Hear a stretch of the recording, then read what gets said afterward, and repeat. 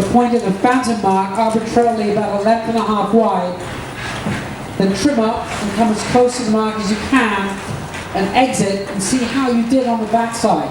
How much speed? You know, how do we do from a trimming perspective? Did we trim the sails correctly? Was the Genoa trimmer, did we trimming the Genoa perfectly to every point of sail as we came up there? How was our rate of turn? How tight were we on the backside? It's a great one for evaluating the skill and the rounding. Everyone gets to have a look. Then simply sail upwind a little further, tack around, come in again, and if you so choose, come in on starboard. And imagine you're constrained by marked room, that you've got another boat outside you that's saying, I just have to give you marked room and no more. So go a little bit tighter this time, and then do the rounding, and critique the rounding. See how tight you came, how you orchestrated it, how was the trimming, how was the steering, and do it over and over again. It will take about 40-45 minutes to do this drill. It's a really good one, because what you'll find is, and I'm sure you've experienced this, that early in the season, generally don't have an opportunity to do this. You find yourself going into big hand races, early races, and it's usually with a spinnaker. So we've got to talk the whole thing through. So here's an opportunity to focus on the trimming and the steering. And once we've done that, later on we'll have the spinnaker up and orchestrate the whole dynamic of rounding the mark there. Things to look for tomorrow when you do the leeward mark round include, how was our Genoa trimmer when we were doing the rounding there? Were they trimming the sail perfectly to every point of sail? Question mark. Common thing you'll see, you've all seen, you've all experienced, trimmers, particularly early in the season, they get excited. The adrenaline's pumping. And so what happens? When you round the buoy, you trim the head sail in too tight relative to the turn. What does that do to the steering of the boat? Pulls the bow down. So if I had $1 for every mark rounding that I videotaped that showed you head sails coming in too quickly relative to mains, with the bow being pushed away from the mark, who knows? You know, I might be on one of those luxury yachts somewhere. It's a very common thing, particularly if you have a new trimmer, particularly if you haven't practiced a great deal, or particularly if you're just trying to coordinate things. So head sail trimmers will really have to focus on trimming to the telltales and to the rate of turn so that we're at max trim as we exit the buoy there. Mainsail trimmers also, here's a time to be a little bit more finesse oriented. What do you see typically, for instance, in light air conditions with mainsail trim at leeward marks? What do you generally see? Too tight too soon, I heard up here. Absolutely. Imagine yourself at the nude, there's 3 knots of wind, you see the boat round the leeward mark, the main is trimmed in for close haul, while the team is still on a beam reach. I got the main in. Good. How's our boat speed? How are we doing? Not so good. And then we come out the leeward mark struggling.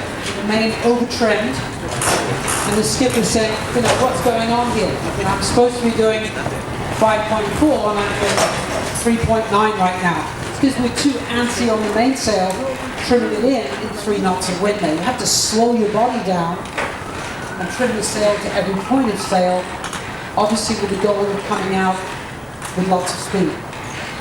And then the other thing to look at in leeward mark rounding drill tomorrow, lots of little details, if you like, is something I call check luffing. Can anybody expand on that?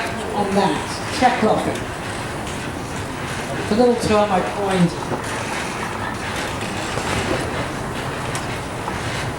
Owners typically are used to checks, having to write the things, right? Sail slot and what have you. There we go. So we're familiar with that term. But the check luff is such that when you're rolled up to speed coming out of the leeward mark, you may find yourself above target speed. you may be going faster than normal. So let's say target speed is 6.2, and you come out of a leeward mark because you've orchestrated a nice rounding with good trim, and you come out of it at 6.4.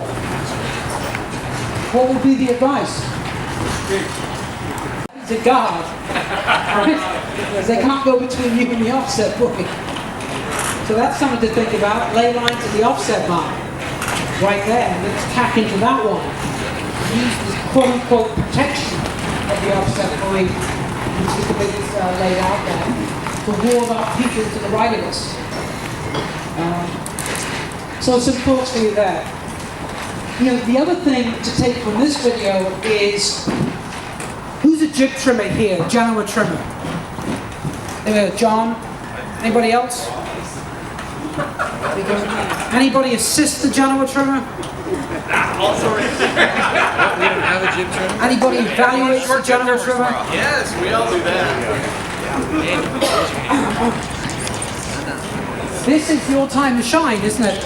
If we're fairly down speed on getting going here, one of the tragic errors you see a lot is the head sail is trimmed in very, very quickly down speed, which does what to the bow? Pulls the bow down, and if it's not then eased out subsequently, is then pulled down into the pin end. You know, having been videotaping at pin ends my whole life and seeing boats pile up on pin ends, I can testify right here that it's a very common thing. So just be careful, as I say, if you do what you consider to be a down-speed tack, say port to starboard, like these port tack approaches, and then you're getting going. Remember, you're going to trim the head sail in initially to get the boat going, pressurized, and then you're going to ease the head sail back out to reduce the leeway that the boat makes as the keel's stalling, and then you're going to trim back in as the boat gets going. You know, having done a lot of coaching with J105s, it's sort of ingrained in your DNA. You know, because if you don't do it on those boats, you literally go straight sideways. It's like somebody cuts the keel off. But the same applies to us, the same theory. You know, and you may try it in your lighter air rate practices. Tack on the starboard, sheet in, then an ease, then a speed build, then a trim on. So try and get it that way. What else strikes you about this video? We'll play it again.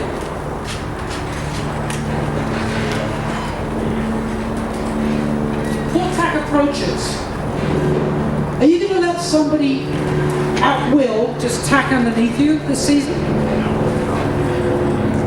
What are you going to do?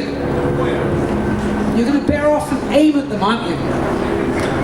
Clutching your insurance paper as you do it. Hoping the heck the other boat sees you. And obviously discretion is the better part of value in some instances. Hey Mark, it's all plastic, right? But so you're going to bear off and you're going to aim at that port tacker. If they duck you, what might your move be? Head to wind. Possibly lock back up again to open up space. Carve out a hole. Carve out a hole, exactly right, carve a hole. Or based on time and distance, you may sheet in and go. Who knows, depending on how close to the line you are. But obviously, you know, your jib trimmer has to warn you, and your tactician, of those port tack approaches coming in. People coming in and tacking to leeward, particularly late in the sequence. Now, who's a port tack approacher here? Oh, nobody wants to get that card to say. Who's a starboard tack approacher? Who approaches on neither tack?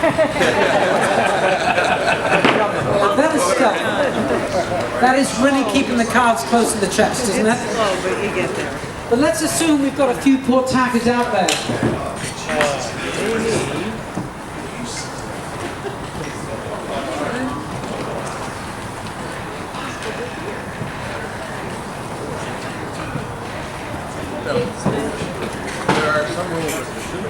So let's say we have a few port tack approaches out there. Let's be a port tack approacher And I encourage you to try some tomorrow. Mix it up if you like. When you come in on port, make an assessment. If you're thinking of tacking to leeward of a boat, make an assessment of your speed relative to their speed, is the advice. So, let's say for instance, we're going fast, they're going slow, they're luffing. Where might you want to aim relative to the starboard tacker if you're the port tacker? Stern. Aim at a stern. Low, right? Down here? Do we agree? Why is that? Got the momentum to make the turn. Momentum, exactly right.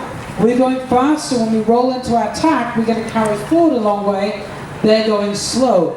Our goal is to get as close to them without fouling them under the rules, take their space away. But if we mistime it, if we aim too high and we're going fast, we then end up tacking and overshooting. Have you seen this one? And then this boat hooks underneath and turns the tables. So we've got to be careful for that, don't we? They're going slow, we're going fast, aim low. So we tack in, into formation now. And then an opposite might be true. They're going relatively quickly, in your opinion. You're going relatively slowly. Let's tack further up. Again, with the goal of being at least bow even once the tack's completed. Right there. So, when would you do a port tack approach? What would the circumstances be, you feel? Left side's favored.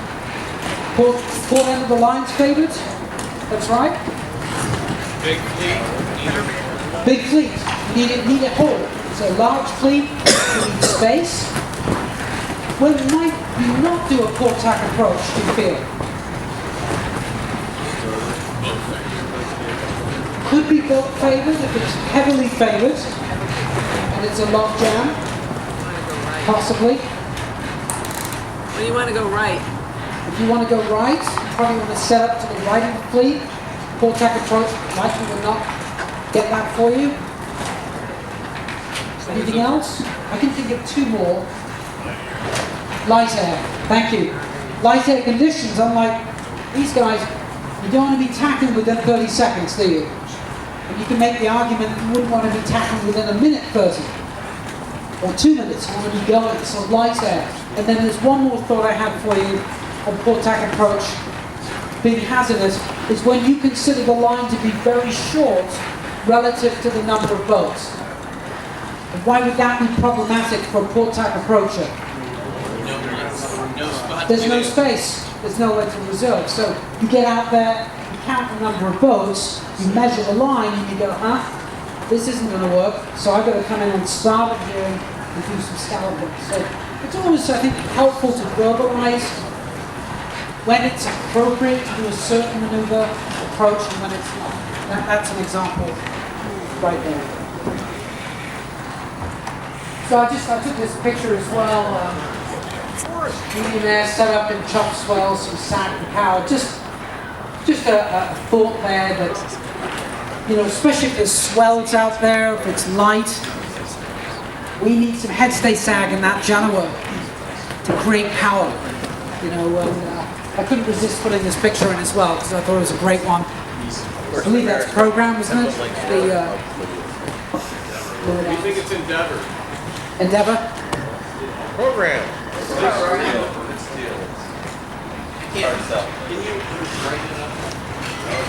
Can you make it darker out? I'll make it darker out. I wish I could. Is that dark blue or teal? I think it's teal. Teal. Yeah. It was easy to figure out. His sticker was perfect. So Right in just to line, reiterate- totally lined up. Just to reiterate the earlier point, know the ley line here. Avoid barging. Just a little, About 5. There you go.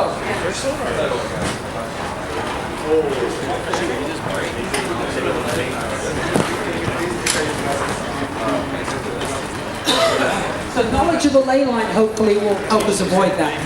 That's the thought. And I remember somebody asked me, they said, how do you recover from a bad start? And I thought about it and I thought, well, Know it's going wrong with about a minute to go.